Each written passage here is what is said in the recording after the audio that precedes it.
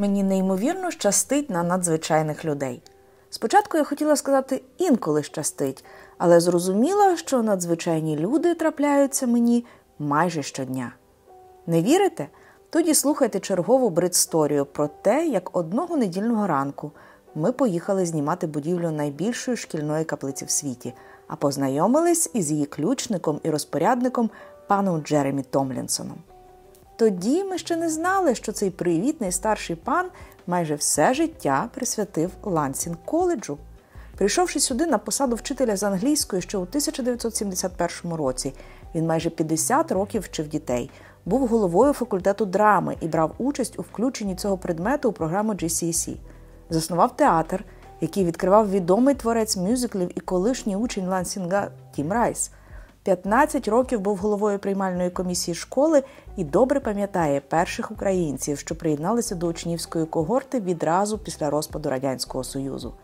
Пан Томлінсон написав кілька книжок про коледж, а вийшовши на пенсію, взяв на себе обов'язок опікуватись шкільною каплицею. Нам неймовірно пощастило вмовити його стати нашим гідом. А про що ми говорили і що побачили далі у нашому відео. Let's go. So you want to just go up through the. Yes, I want to talk about school. Okay. Thank Come you. on. Yes, we'll do that. Right. Come on. We'll. Before this new bit was built, and there were just little wooden doors here, and giving straight out. And when it was raining, it was horrible, and when the wind used to blow the door shut, it was very difficult to get in and out without getting wet or getting blown over. So, as I say, the chapel was supposed originally would have connected on here. That's why these buildings look temporary, because they are, but they've, although they're temporary, they've been there for about 150 years. So they're not going to go anywhere now. The most constant things are temporary, yes? Yes? That's right. That's particularly true at Lansing. It's always been the case.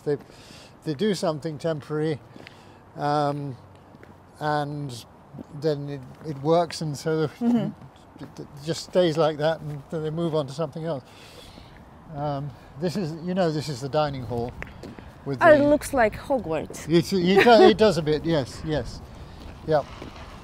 People often ask if any of the Harry Potter films were made here, but they weren't. They did come and look at it, but there were various practical reasons why they couldn't use Lansing, and also it would have been very difficult for the school.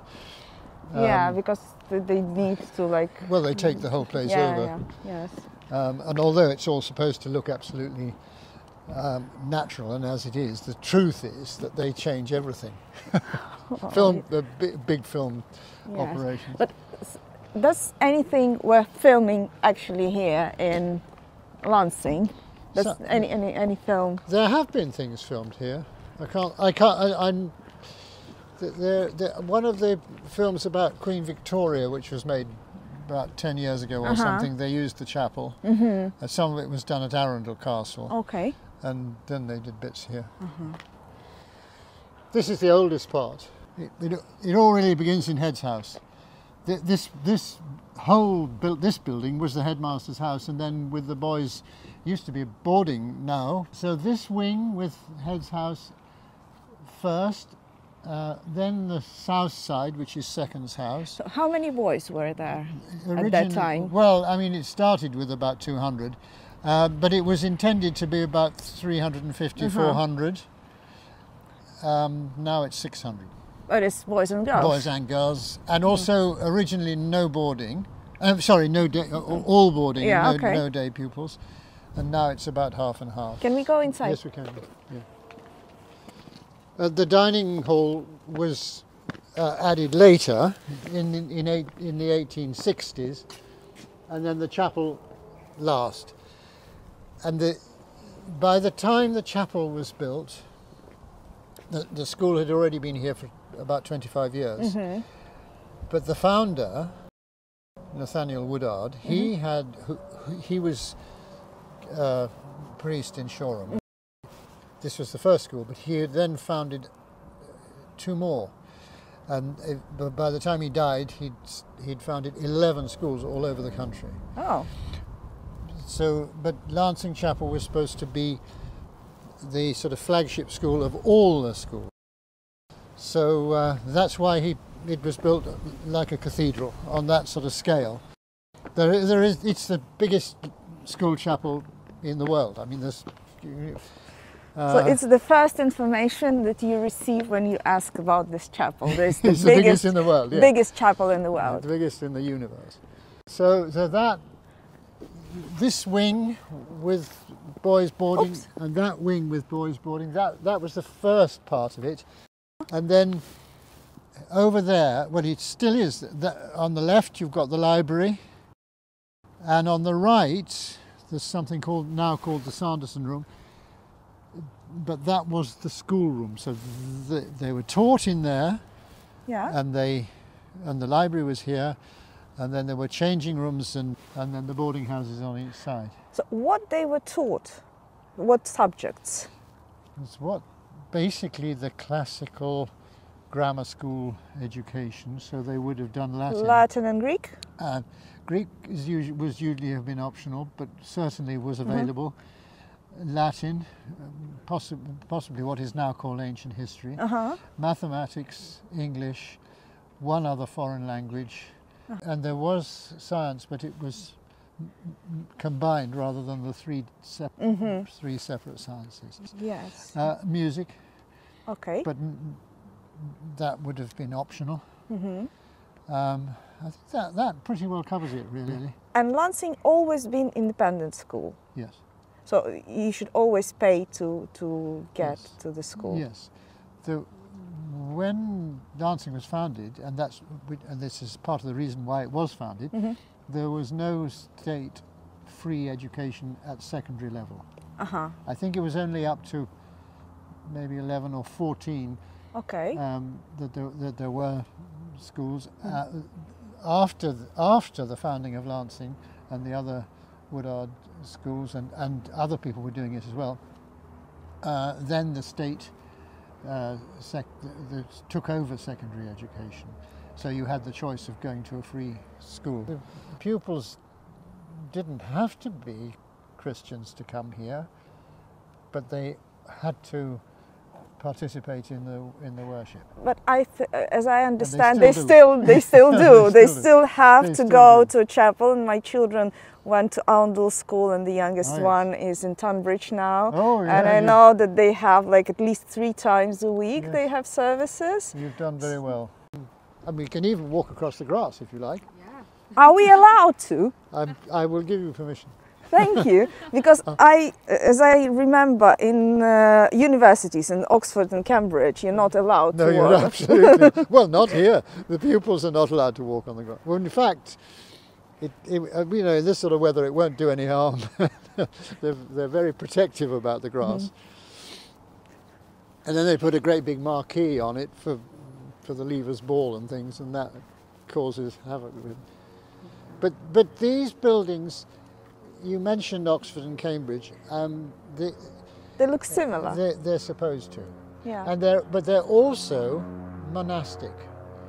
So which is the same thing in a way, because Oxford and Cambridge colleges and monasteries were built on the same idea that you could do everything.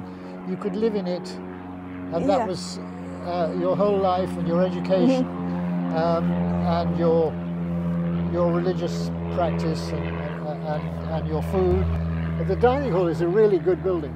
Oh, from this angle, it's really nice. It's a fabulous building. Yes. And this flint, which looks grey on a dull day, but if you look at it now, it's all different colours, different shades, and that makes it all sort of sparkle. It's a really good building material. It's also very strong, stronger than the stone. Yeah, it's really nice in that weather. Yeah, it is. Everything is nice in this sort of weather. Yes. The best way up is to go that side, I think, because you get the nice view when you get to the top. When we get to the top of the stairs, you get a good reveal. You can just, if if you film it right, boom, yes, with the sun in the right direction.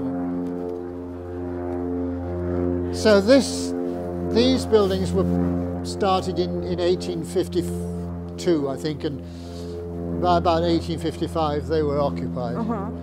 So it's getting on for 200 years. So we were talking about boys. What about girls? When they started? The first girls came in the sixth form in about 1970. So the school was already 120 years old. In the 1970s, it was obvious there was demand for girls boarding. And so it was sixth form to begin with, and in the year 2000, only as recently as that, they took third form girls. Oh, so it used to be like a boys' school for quite a long time. It was a boys' school for 120 years, then a boys' school with just a few girls in the sixth form, day, and then a boarding house for girls, and then then at the end of at the turn of the century, they took girls at 13, and I mean it's one of those things where you think, why didn't they do it before?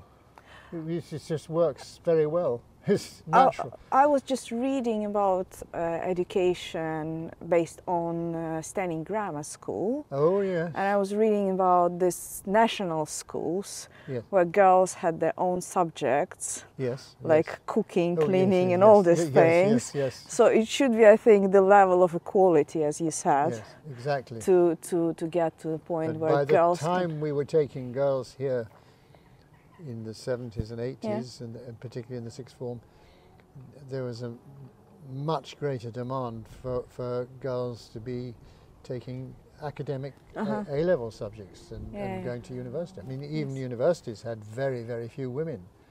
When I was at university, I don't know what the proportion.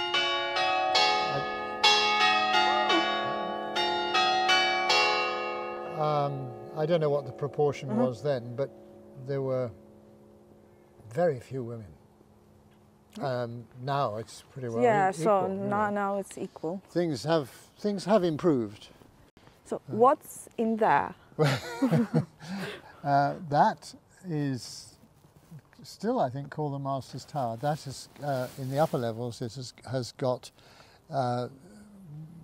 flats basically for resident staff. And that was what it was built for. It wasn't built till about 1912, I think. And the staff common room, the staff room, and staff administration rooms are all in there and so in the top. In this place, it's more for staff, and the down. No, because this is accommodation, and that's as the school grew from 200 or 300 to 400 or 500. So this is boarding, and there's a day house behind here. That's a boys' boarding house, and there's another house like that over there, going out to the south, which is a girls' boarding house. And then you've got the library. You've got this thing called the Sanderson room, which we might try and look into. And beyond that porch, there is Great School, which is the big. Have you been in there? The big school hall. Yes, we've been there. And of course, that's surrounded with classrooms. So the classrooms are all really in the back of here, the teaching rooms, and up there were the science department and the art department. So it's now. When it began, it had like a big room, and all children were in the same room. And yes. How many lessons were in the same room? I think there were probably 4 different people. I think 4 teaching side by side in the same room. 200 children. Yeah. Oh my God. It was fairly primitive. I can't imagine that. And it was boys. Huge. All boys, yeah. All boys, 200, 4 different lessons, the same time. Yeah. Yeah, it's hard to imagine. I need to ask you about discipline. So we all know about Brit and Cain in schools, because as we are Ukrainians, we know about British education. One of the things, the children were beaten until recently at schools. Fairly recently. I can actually answer that question. I think the last boy to be beaten here was in 1972.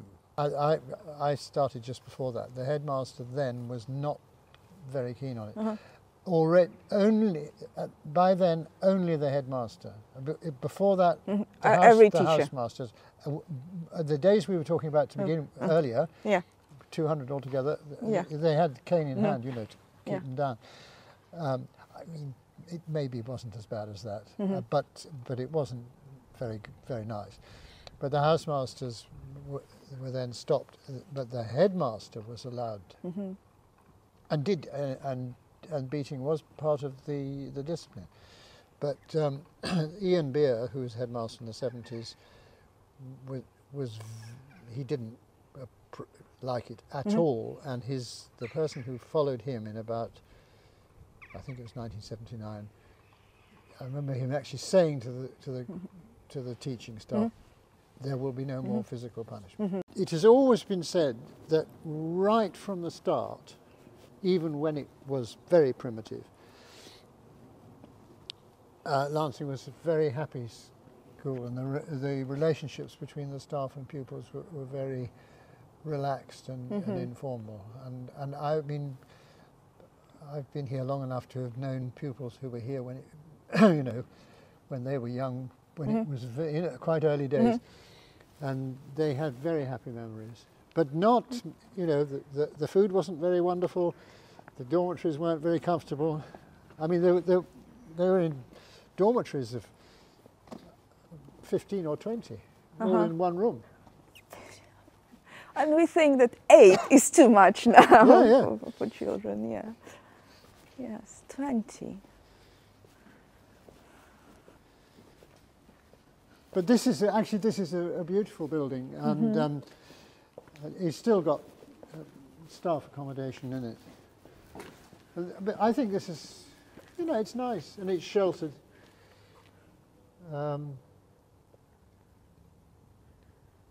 So in here is great school, the big hall, and all these, of course, are individual classrooms. Each 2 windows here is a classroom, and those are all classrooms. But it's newer than that. Newer. That's 1870s. That's 1920s. Okay. And you can see it's a slightly different architectural style. Yes, It's later. But still in style of school. And if you don't know the school was built in 19th century, you will think about medieval times. You're supposed to think that. Yes. Yes. And even that could be medieval. Yeah. Not that. No, not that. That is more Elizabethan, more Tudor. Yes, it's supposed to look medieval. It's supposed to look like Why? An Oxford or Cambridge college or a monastery. And the one thing we haven't really mentioned, of course, is the founder, who didn't have any money of his own and raised all the money to build these schools. He was trying to provide education cheaper than the famous old schools like, Eton and Winchester and Harrow and places. It's nice how you can see the sea through the... Yes. Oh, it's really, And so this is a really important point. He wanted to provide affordable education for the middle classes, not for the aristocracy and the very rich. But he didn't want it to look cheap. He wanted it to look as good as, so the pupils would feel proud of it and not feel they were being shortchanged. Yeah, but how they did, because it's so expensive to build He raised money by appealing to wealthy people. So he was a really good manager. He was one of the great fundraisers of all time, I think. Yes, he was very ruthless. You mentioned other schools that he founded. Well, there are 2 near here are Hurstpierpoint and Ardingly. Okay, yes. There used to be a girls' school called St Michael's Petworth, But that was an all-girls school, and all-girls schools, to be honest, once the senior boys' schools started taking girls, all girls' schools began to disappear, except for the famous ones like Rodine. And then there's a school in the Midlands, there's some in the Midlands, there's Bloxham and Ellesmere. I thought there are three others in the Midlands, and there's one in Dorset, and there's King's Taunton. They're all over, all over the place. And some of them he took over existing schools, but wherever the building was done, all his schools have this look of a kind of self-contained college or monastery, or however you like to interpret it. And that is, that's a deliberate message. You're in here to study and to socialise, and to have your religious education and worship in the chapel. But also not to feel that, even though the fees are lower than at the famous schools, not to feel that you're just being given something cheap and cheerful. So you talk about cheaper and more expensive. Not cheaper now. What was the price? Yeah, because I know the prices now, and so you have to be not middle class, you have to be rich to send children here. So yes, what was the price at that time? If we exchange emails, I could tell you exactly, but it was something like £30 a year. Okay. So more or less what you might pay for your lunch if you go out, it would buy you a year's education. Yes, yeah, but the prices was different then. And when he was appealing for money, there's a wonderful scale that he wrote out showing exactly how much it was going to cost to feed each individual pupil on the absolute basic food that you needed in order to remain healthy. So they had meat and vegetables, and so meat, vegetables, bread, beer. Yeah. Oh, and beer, yes, of course. Yeah. So this is the most modern building, which is the art department, and all this is girls' boarding here. So talking about art, I didn't ask you about famous pupils in Lansing College. There was somebody called Frederick Gore, who was really quite a well-known painter. I mean, there are quite a lot of other minor painters. There are several very well-known musicians. Peter Pears, who was a famous tenor, and there are two or three quite well-known composers, Stuart Bedford, and the novelist Evelyn Waugh was here.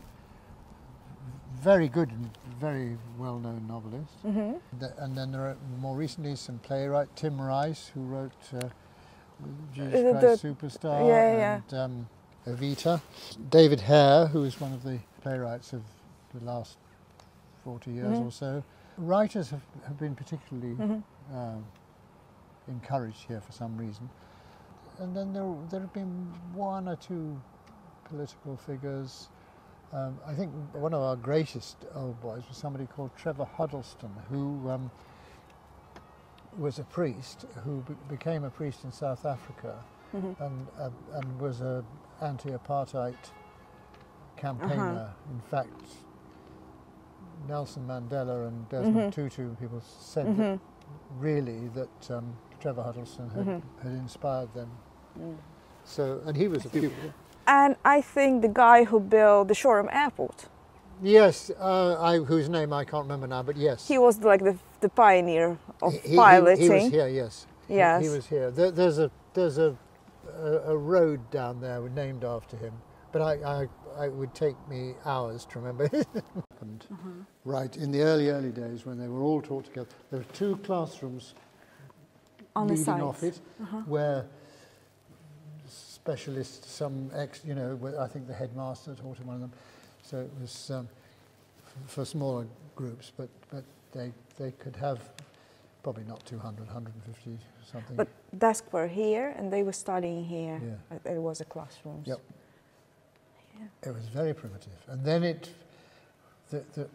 what is now the library next door, which we can't get into, is just the same size, and it's got all, you know, it's got a nice mezzanine floor. But the library, for a long time, wasn't used as a library. So after Great School was built, this became the library, and there were a lot more shelves. So they've been taken out. But it's a good, it's a useful space. Yeah.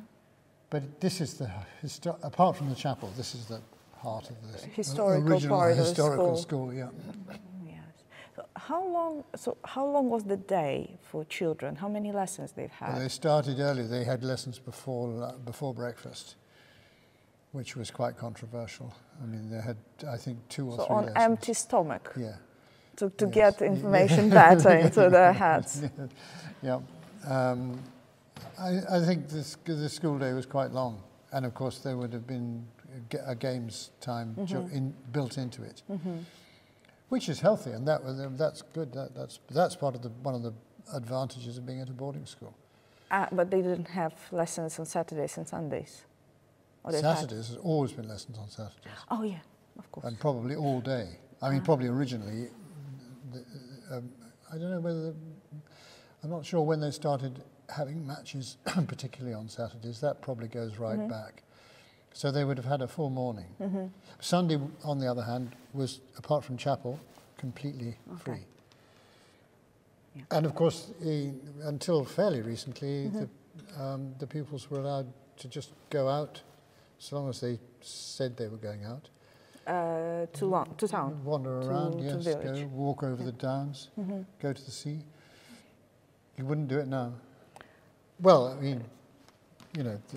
But it's quite long walk from here to village. But they used to go. So now children are not allowed to leave the school without permission. Oh, certainly not.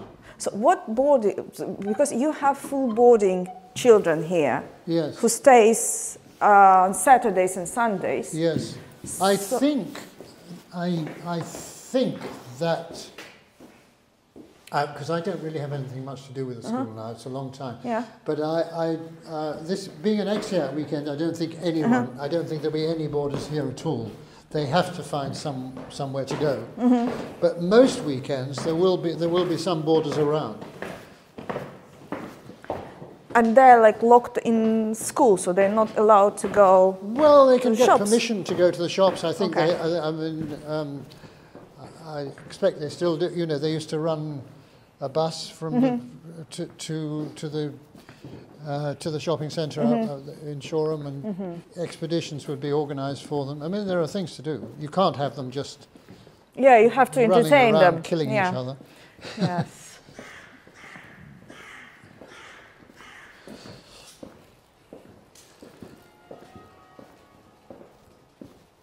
I mean, it is a strange sort of thing, a boarding school, but a lot of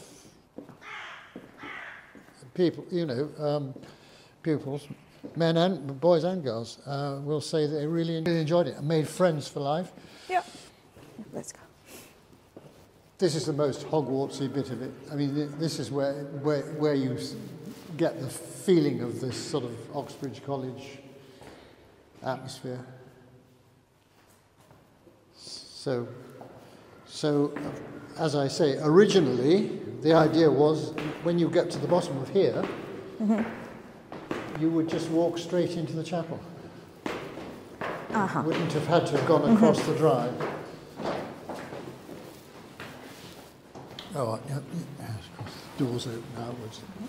Thanks.